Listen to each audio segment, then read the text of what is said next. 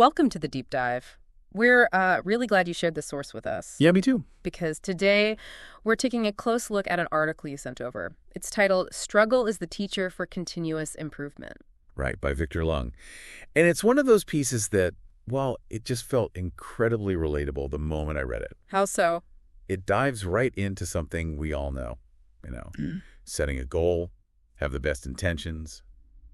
Maybe it's reading more books or actually sticking to an exercise plan. Or learning that new skill you keep putting off. Yeah. You really want to do it. Exactly. And you picture it going smoothly, don't you? Oh, totally. Yeah. Like you just decide and then boom, you're doing it perfectly every day. Effortless glide. Uh-huh. But then reality hits. Life happens. Right. Distractions, energy dips, something unexpected just throws you completely off course. And maybe you skip a day. Yeah. Or two, and suddenly that whole perfect plan feels like it's just crumbling. Yeah, and you start asking yourself, why can't I stick to this? What's wrong with me? That feeling of like disappointment sets in. It can be pretty powerful, that feeling. Absolutely, and that's exactly where this article by Victor Loom steps in, the one you shared. Okay. So our mission here in this deep dive is to really unpack the core ideas from this piece. We want to understand how it totally reframes that feeling of, falling short. And pull out the key nuggets for you. Listening, right? Yeah. What does this mean for your journey of continuous improvement? Using this source as our guide, of course. Exactly. So let's start where Victor does in the article.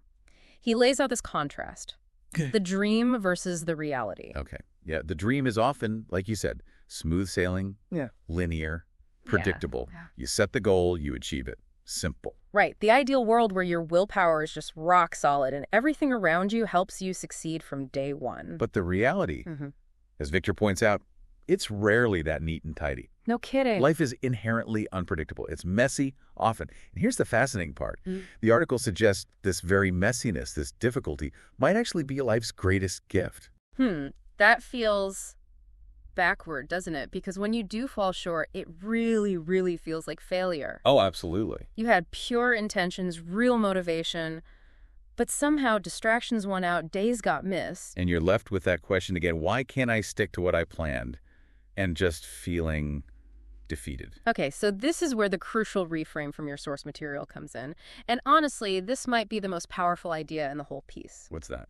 Victor argues that these moments, these times you fall short, they aren't failures, not in the way we usually think about them. Okay, so if they're not failures, what are they? This is the key nugget, right? Exactly. The article describes them as invitations. Invitation. Yeah, invitations to pause, to step back for a second, reflect, and this is crucial, understand yourself and your whole process a bit better. Ah, so the idea is that growth doesn't happen in spite of these hiccups. It happens because of them, potentially.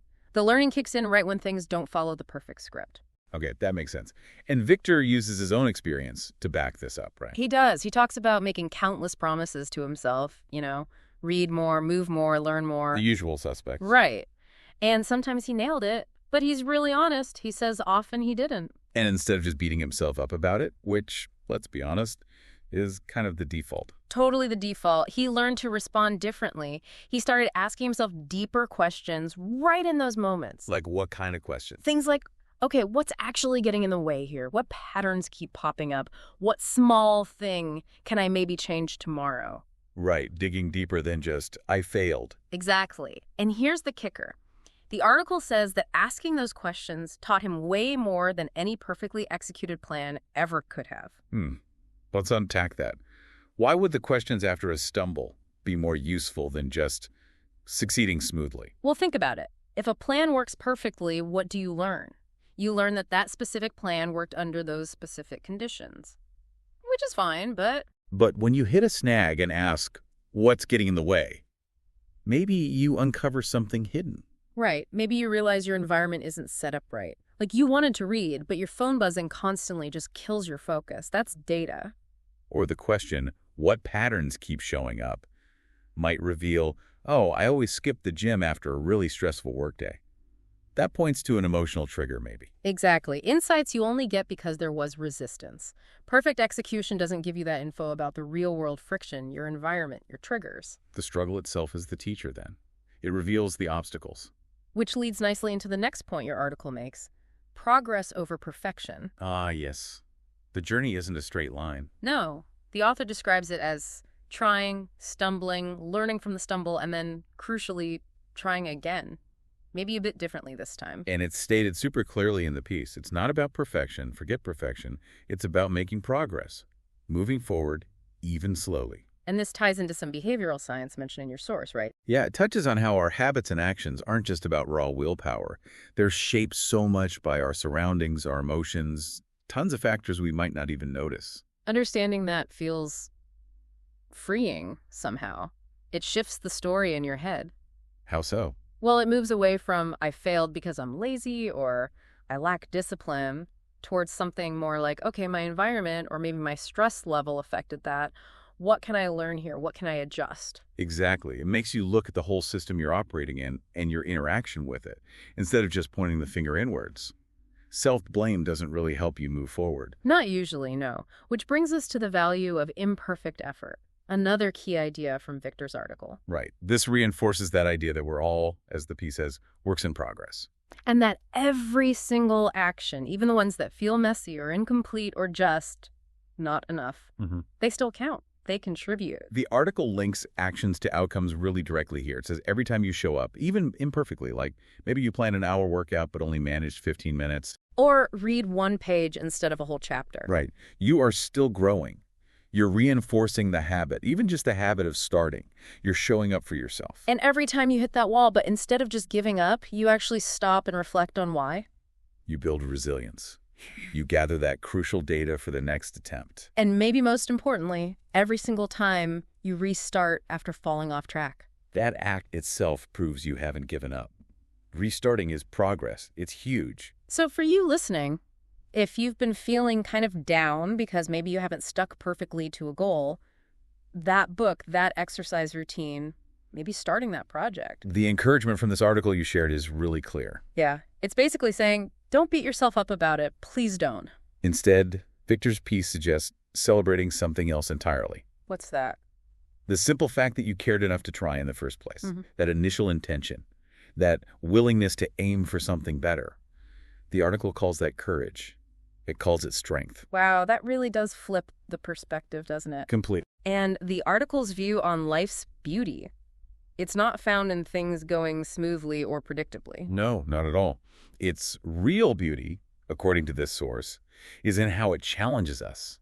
How those challenges actually reveal parts of ourselves we wouldn't see otherwise. And how it gives us, quote, endless opportunities to rise from those moments we stumble. It turns setbacks into fuel. Yeah.